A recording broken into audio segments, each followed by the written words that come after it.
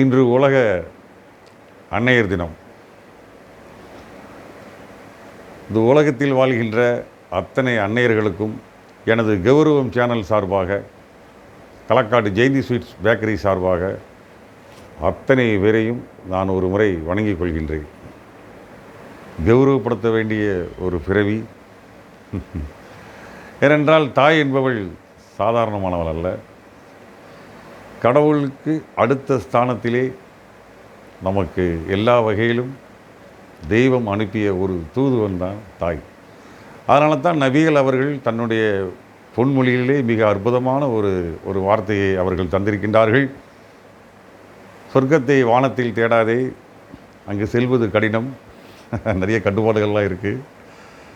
தாயின் பாதங்களிலே சொர்க்கத்தை காணலாம் என்று அவர்கள் சொன்னார்கள். தாய் என்பவள் மொழியை சுமந்து வரும் கரு, நமக்கு 6ஆம் அறிவை தந்த ஒரு தெய்வம்.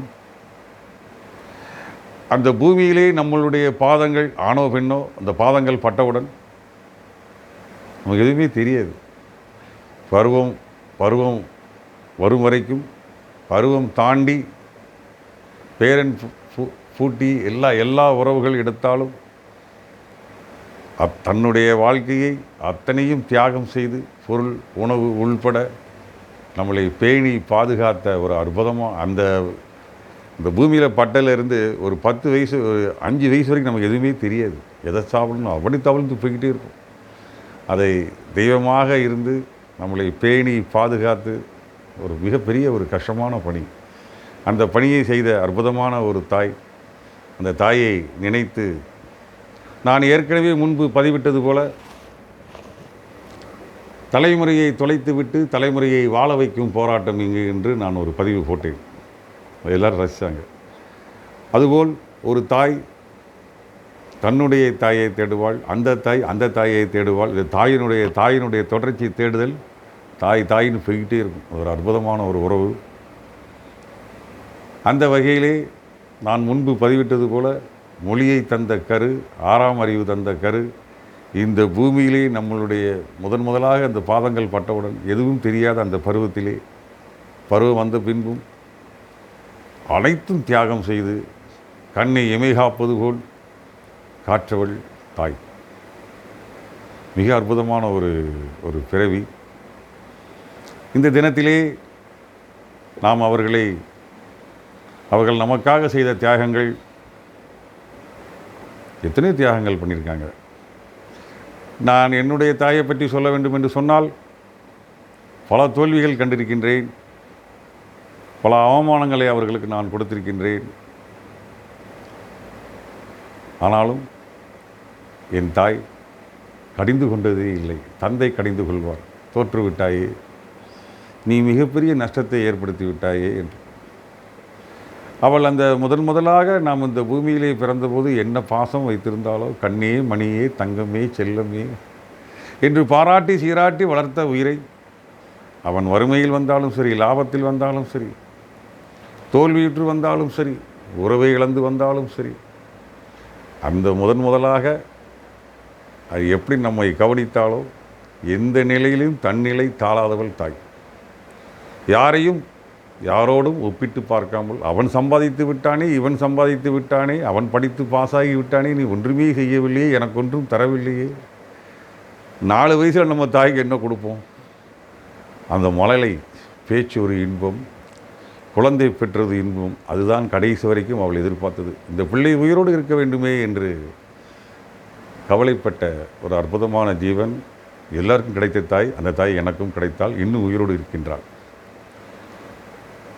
நான் சொன்னது போல, நாம் எல்லாம் இழந்து, பணம் இழந்து, பதவி இழந்து, மானம் இழந்து, உடை இழந்து, கந்தல் உடையிலே பிச்சைக்கார வேஷம் போட்டாலும் தாய் சம்மதிக்க மாட்டாள். துணிந்து போய்விடலாம் தாய் வீட்டிற்கு. தாய் இருந்தாலும் துணிந்து அந்த வீட்டுக்கு போயிடலாம். அந்த வரவேற்பு, அந்த கவனிப்பு, அந்த உபசரிப்பு வேறு யாரிடமும் கிடைக்காது. மற்றவர்களெல்லாம் இருப்பதை பொறுத்து வரவேற்பு, மரியாதை, முக்கியத்துவம் இருக்கும். ஆனால் தான் சொன்னேன், எந்த நிலையிலும் எதுவும் இல்லாமல் தாய் இருந்தால் நாம் இந்த பூமியிலே துணிந்து வாழலாம். அதுதான் தாயினுடைய சிறப்பு. என்னை பொறுத்தவரை தாயின் மீது கோபம் அல்லது கொஞ்சம் வெறுப்பு, பேசவே வேண்டாம் என்ற ஒரு சூழ்நிலை வந்தாலும் அந்த நிலையிலே, அந்த ஒன்றும் தெரியாத பருவத்திலே நம்மளை கொஞ்சி எடுத்து வளர்த்து பல இடங்களிலே நமக்காக மன்னிப்பு கேட்டு வாழ்க்கை தரம் உயர்வதற்காக வெளிச்சம் தந்தவள் தாய். அவளுடைய தியாகங்கள், அவளுடைய நன்றிகளை நினைக்கின்ற பொழுது அவளிடம் பணிய வேண்டாம் என்று கௌரவம் தடுத்தாலும், ஆணவம் தடுத்தாலும், இறைவனை தடுத்தாலும், அம்மா என்ற முகம் பார்த்தவுடன், அவள் நினைவு வந்தவுடன் கண்களிலே காதலாகி கசிந்து கண்ணீர் மல்கி என்று சொன்னது போல் அவள் செய்த தியாகங்கள், நமக்காக பாலூட்டி சீராட்டி எல்லா தட்பவெப்ப நிலைகளிலும் நம்மளை பாதுகாத்து அவள் நினைவு வந்ததும் சரணடைய சொல்லும் ஒரு மகா சக்தி தாய்.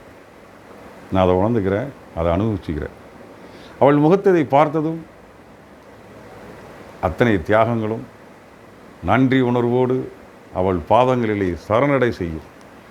மற்றவர்களிடம் நம்மளை சரணடைய செய்யாது. மனைவியிடமோ, நண்பனிடமோ, அதிகாரியிடமோ, யாரிடமோ அவர்கள் செய்த அந்த கஷ்டமான நினைவுகள் நமக்கு கஷ்டத்தை தந்தது, பண இழப்பு தந்தது, எல்லாம் வெறுப்பு தோன்றி உன் மூலம் எனக்கு எதுவே வர வேண்டாம், உன் சாகவசமே வேண்டாம், நீ ஜென்ம எதிரி என்று நம்மளுடைய கௌரவமும் சுயமரியாதையும் மானமும் தடுத்துவிடும். தாயிடம் அது தோற்றுவிடும். எப்படி ஒரு தெய்வத்திடம் நாம் சரணாகதி அடைகின்றோமோ அதுதான் தாயினுடைய உயர்ந்த நிலை, உயர்ந்த பண்பு. ஆகவே இந்த நல்ல நாளிலே அவர்களை நான் சொன்னது போல நபி அவர்கள் மிக அருமையாக எடுத்து சொல்லியிருக்கின்றார்கள். சொர்க்கத்தை வானத்திலே பார்க்காதே, அங்கு போவது கடினம், தாயின் பாதங்களிலே நீ சொர்க்கத்தை காணலாம் என்று சொல்லியிருக்கின்றார்கள். ஆகவே கருத்து வேறுபாடுகள் இருந்தாலும், முரண்பாடுகள் இருந்தாலும், தாய்க்கு எல்லா பிள்ளையும் சமந்தான். அதுதான் எல்லாருக்கும் எடுத்து வச்சுட்டு தனக்கு பசித்து அந்த ஒரு இட்லி இருந்தால் கூட அந்த பிள்ளை கேட்டுச்சுன்னா கொடுத்துருவோம். கொடுக்க பிறந்தவள் வள்ளல், அதான் தாய் உள்ளம். அதேபோல் நீங்கள் அவர்களுடைய நன்றிகளை, நமக்காக செய்த தியாகங்களை மறந்து இந்த பூமியிலே அவர்கள் உயிரோடு இருக்கும்போது அவர்களுடைய கடமையை நீங்கள் செய்ய மறுத்தால் நரகத்தில் என்ன வேதனை உண்டோ அதை உயிரோடு வாழும்போது நீங்கள் அனுபவிப்பீர்கள் என்று கூறி, இந்த தாய் அற்புதமான ஒரு படைப்பு. அதனால தான் நீங்கள் எல்லா பூமிக்கு நிகரானவள். பொறுமை, நெகிழ்வுத்தன்மை. ஒரு கிணற்றிலே ஒரு குழந்தை விழுந்து விட்டது, தாயும் தந்தையில் இருக்கின்றார்கள் என்று சொன்னால் தந்தை குதிப்பதற்கு கொஞ்சம் யோசித்து விடுவார். எங்கே அடிபட்டு விடுமோ, அது நாம் குதித்து இறந்து விடுவோமோ என்று திகைக்கின்ற பொழுது தாய் குதித்து விடுவாள். குழந்தை அல்லவா, தொப்புள் கொடி உறவல்லவா, தன் வயிற்றில் சுமந்த உறவல்லவா, தன்னோடு இந்த பூமிக்கு வெளியே வருவதற்கு முன்பே அதனுடைய ஓசைகளை, அதனுடைய மிதிகளை, அதனுடைய சுகங்களை அனுபவித்தல்லவா. அம்மா என்று கதறுகின்ற பொழுது அந்த தாய் தான் அந்த கிணத்துக்குள்ளே குதித்து அந்த குழந்தையை, இப்போ சமீபத்தில் கூட ஒரு விபத்தில் பார்த்தீங்கன்னா தாய் தன்னுடைய குழந்தையை மார்போடு சுமந்து அணைத்து செல்கின்றாள். அதுதான் தாயினுடைய உறவு. அந்த தாயை நினைத்து வணங்கி இறந்தவர்கள், இந்த தாயை நீங்கள் கண்ணை விட்டு மறைந்தாலும் கருத்தை விட்டு மறையவில்லை. தாயினுடைய ஆன்மா மட்டும் தன்னுடைய இறந்தாலும் அவர்கள் தன்னுடைய குழந்தைகளுக்கு தெய்வமாக இருந்து, தாயிருந்து என்னெல்லாம் செய்வாளோ அத்தனை காரியங்களையும் அவள் செய்து கொடுப்பாள். சர்வ வல்லமை படைத்தவள். ஆகவே தாயில்லாத யாருமே வருத்தப்படாதீங்க. நிச்சயமாக அவர்கள் நமக்கு துணையாக இருப்பாள். மங்களகரமான வாழ்க்கைக்கு அது மோசமான விதியாக இருந்தாலும் இறைவனிடம் அன்றாடி இறந்த பின்பும் என் குழந்தையை தயவுசெய்து நான் இருக்கும்போது எப்படி கவனித்தேனோ அப்படி என் குழந்தைகளை கவனிக்கக்கூடிய ஆற்றலை தாய் இறைவா அவனை சோதித்து விடாதே, அவனுக்கு வேண்டியது நீ கொடு என்று அந்த அப்பேற்பட்ட ஒரு ஆன்மா தாயினுடைய ஆன்மா.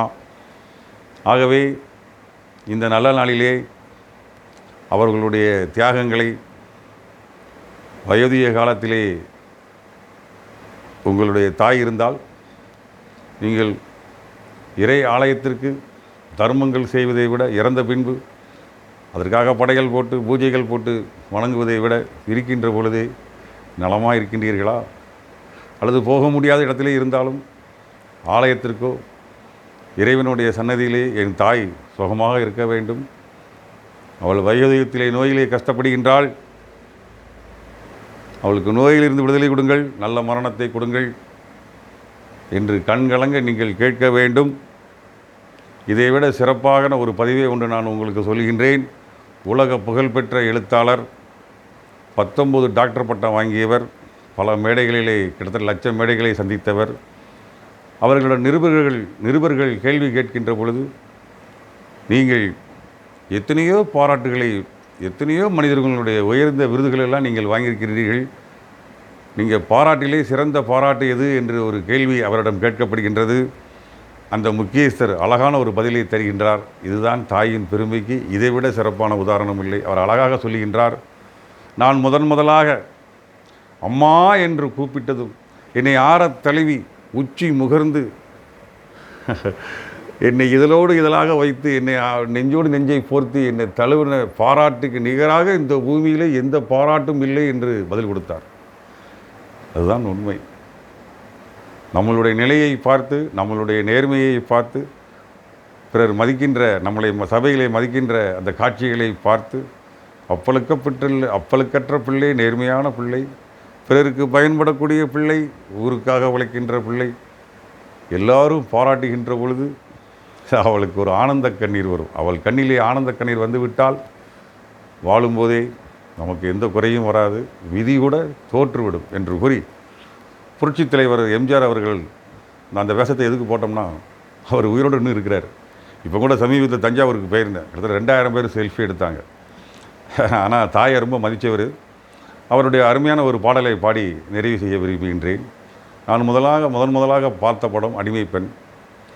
தாயில்லாமல் நான் இல்லை, தானே எவரும் பிறந்ததில்லை, எனக்கொரு தாய் இருக்கின்றாள், என்றும் என்னை காக்கின்றாள், அந்த தாயில்லாமல் நான் இல்லை. ஜீவநதியாய் வருவாள், என் தாகம் தீர்த்து மகிழ்வாள், ஜீவநதியாய் வருவாள், என் தாகம் தீர்த்து மகிழ்வாள்.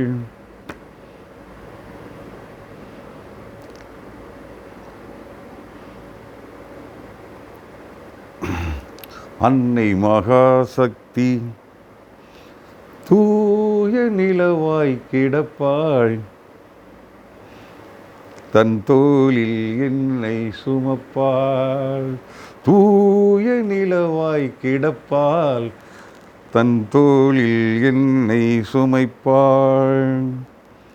தன்மையினாலும் நான் மிதித்தாலும் தாய்மையிலே மனம் கனிந்திருப்பாள், அந்த தாயில்லாமல் நான் இல்லை, தானே எவரும் பிறந்ததில்லை, எனக்கொரு தாய் இருக்கின்றாள், என்றும் என்னை காக்கின்றாள், தாயில்லாமல் நான் இல்லை.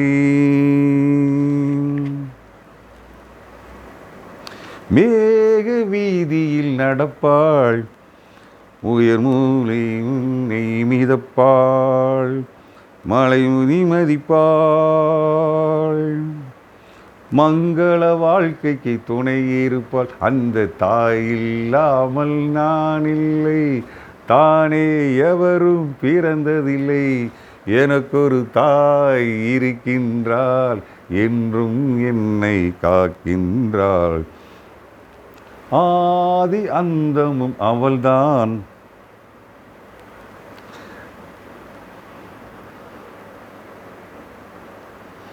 நம்மை ஆளும் நீதியும் அவள்தான், அகந்தையை அளிப்பாள், ஆற்றலை தருவாள், ஆதி அந்தமும் அவள்தான், நம்மை ஆளும் நீதியும் அவள்தான், அகந்தையை அளிப்பார், ஆற்றலை தருவார். அந்த சக்தி மகா சக்தி அப்படின்னு முடிப்பார். ஆகவே தாய் இல்லாமல் நான் இல்லை, தானே எவரும் பிறந்ததில்லை, எனக்கு ஒரு தாய் இருக்கின்றாள், என்றும் என்னை அவள் காக்கின்றாள், ஜீவ நதியாய் வருவாள் என்று கூறி புரட்சித் தலைவருடைய எம்ஜிஆருடைய வெற்றிக்கு அவருடைய என்னதான் அவருடைய அறிவு புகழ் முகம் கலர் என்று இருந்தாலும் தாயை மதித்தார்கள், தாயை தெய்வமாக நினைத்தார்கள், தாயை வணங்கித்தான் எல்லா தன்னுடைய கடமைகளை செய்தார்கள், நம்மை ஆண்டார்கள் என்று கூறி இந்த நல்ல நாளிலே நல்ல உறவு இருந்தால் பிரச்சனை இல்லை, ஒருவேளை கொஞ்சம் முன்ன பின்ன பேசாத சூழ்நிலை இருந்தாலும் இந்த பதிவை கேட்ட பின்பு அவர்களை வணங்கி செல்லுங்கள் என்று கூறி நான் சொன்ன போத கடைசியாக திரும்ப திரும்ப அதே தான் சொல்ல வேண்டியிருக்குது. மொழியை சுமந்து வந்த கரு, நமக்கு 6ஆம் அறிவு தந்த கரு, பேசும் சக்தி தந்த கரு, சிரிக்கும் சிந்தனையை தந்த கரு, பஞ்ச பூதங்களுக்கு கூட இறைவன் வேற எந்த கருவுக்கும் பேசும் சக்தியே இல்லை.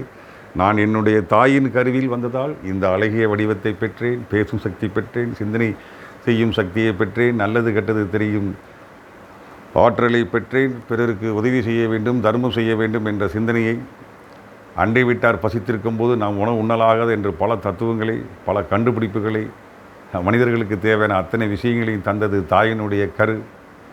தாயினுடைய கருவிலிருந்து தான் அத்தனை குறிப்புகளும், விஞ்ஞான குறிப்புகள், மருத்துவ குறிப்புகள், கணக்கு, புவியியல், சரித்திரம், நீங்கள் உலகத்திற்கு தேவையான அத்தனை கண்டுபிடிப்புகளும் தாயினுடைய கற்ப பையில் இருந்து தான் வருகின்றது என்று கூறி, பையிலே சிறந்தவை பணப்பை அல்ல, அகப்பை அல்ல, மனப்பை அல்ல, கற்பனை பை அல்ல, கனவு பை அல்ல, எந்த பையும் அல்ல, அது தாயினுடைய கற்பப்பை. மிக தூய்மையானது, தாயினுடைய மனம் மிக தூய்மையானது, ஒரு பொறாமையற்ற இதயம், வள்ளல் தன்மை. அவர்களுடைய தியாகத்தை நினைத்து இந்த அன்னையர் தினத்திலே அவர்களை வணங்கி சொல்வோம், அவர்களுடைய ஆசியை பெறுவோம் என்று கூறி, தாய் இல்லாவிட்டாலும் தாய் இருந்தவர்களுக்கு தாய் என்ன செய்வாளோ அதை கண்டிப்பாக அவள் செய்து கொண்டே இருப்பாள். கலங்காதீர்கள், கண்ணீர் விட வேண்டாம், அவர்கள் நிச்சயமாக உங்களுக்கு துணையாக இருப்பார்கள். நீங்கள் போகின்ற இடங்களெல்லாம் அவர்கள் மகா சக்தியாக இருந்து மங்களகரமான உங்கள் வாழ்க்கைக்கு உறுதியாக இருப்பார்கள். தாயை நினையுங்கள், தடைப்பட்ட காரியங்கள் நீங்கள் நினைத்தது நடக்க தாயினுடைய அந்த அன்பு உங்களுக்கு கிடைக்கும், அவர்கள் ஆசீர்வாதம் உங்களை வாழ வைக்கும் என்று கூறி என்னுடைய கௌரவம் சேனலை சப்ஸ்கிரைப் பண்ணுங்கள். அனைவரை கேட்டு விடைபெறுகிறேன். நன்றி, வாழ்த்துகள்.